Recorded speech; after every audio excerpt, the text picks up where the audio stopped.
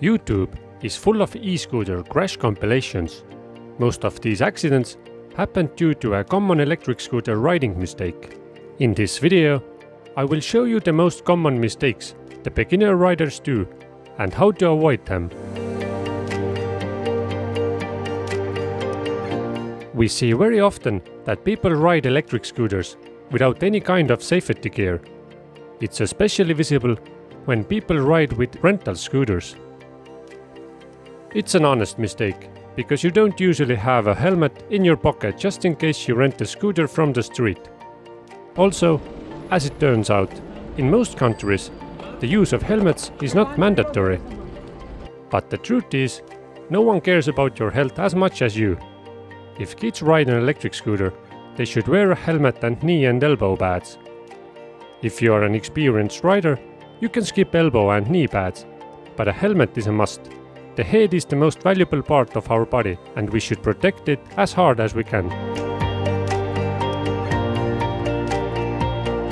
The three main stances of how to stand on an e-scooter are left foot forward, right foot forward, and feet side by side.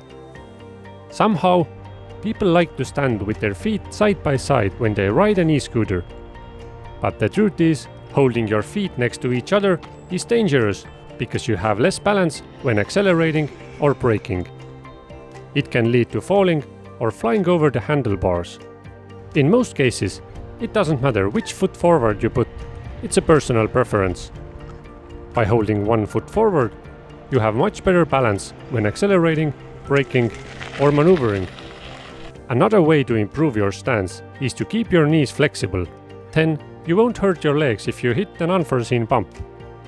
By bending your knees and having a flex in them, they work like suspensions. We have noticed that beginner riders are doing the braking wrong quite often. If your stance is wrong and you don't balance yourself properly, it is really easy to go over the handlebars. When braking, your goal is to keep the rear wheel down.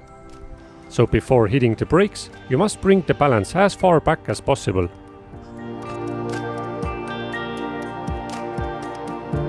The best type of terrain is smooth and dry pavement. But what if it's wet? Or what happens if there are leaves on the ground? We often see that people don't change their riding style even if the conditions have changed dramatically. If we take dry asphalt as a baseline traction, then have a look at this table where you can see how much traction is on other types of surfaces. As you can see, the traction changes a lot on different surfaces. Riding on leaves, no matter if they are dry or wet, is the most dangerous. If you are riding on wet pavement, avoid sudden changes in direction. Don't accelerate as fast and don't brake as aggressively as you normally do. In general, be more careful.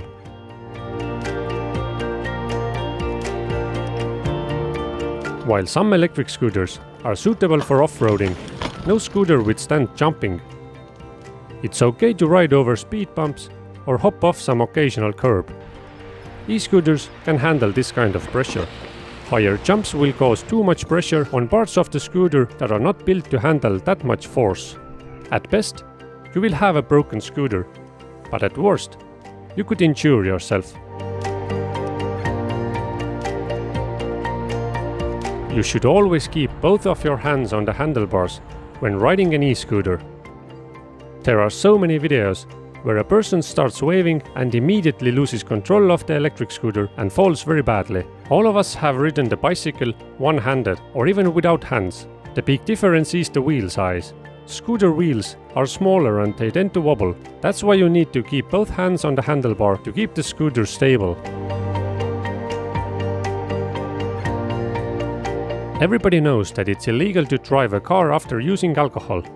Sadly, it's quite common that after having a fun night out with a couple of drinks, people think it's okay to ride home with a rental scooter.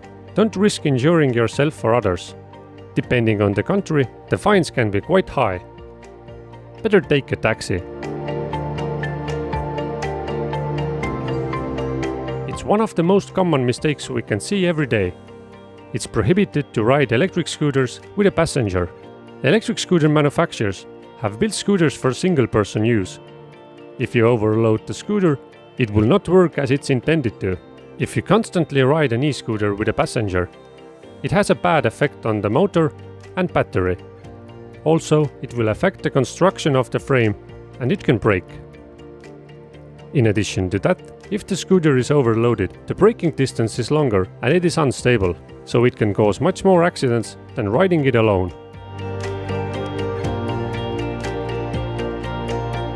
If you take your new scooter out of the box, it may seem like it's ready to ride.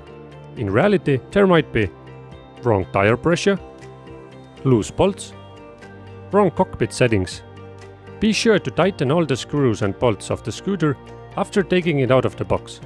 Especially check bolts that are load-bearing or on the moving parts. On the handlebar, you should set up everything in a way that is most comfortable for you.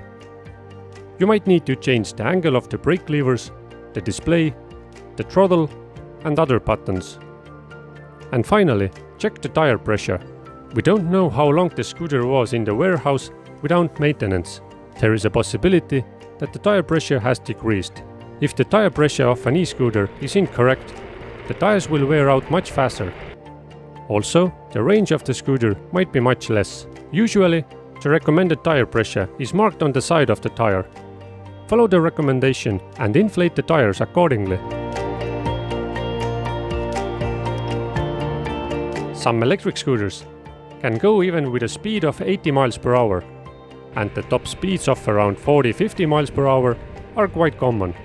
However, it doesn't mean you should push your scooter to the limit. The wheels of electric scooters are small, and every little bump or small stone can impact the stability of the scooter, and if the speed is very high, it can end badly. You should be extra careful when riding near other people. If somebody steps in front of you, you should have time to react and avoid the accident.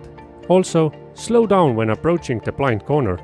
You never know what's on the other side. You should never wear AirPods or earphones while riding an electric scooter. You need to hear everything around you when participating in the traffic. In one of the Reddit threads, people are debating if it's okay to listen to music while riding an electric scooter. Although the law does not prohibit, the majority of people think it's too dangerous. I hope you have been lucky enough to avoid any serious accidents while riding an electric scooter. If you follow all the steps shared in this video, then you have done everything you can to ensure that riding a scooter is safe for others and for yourself.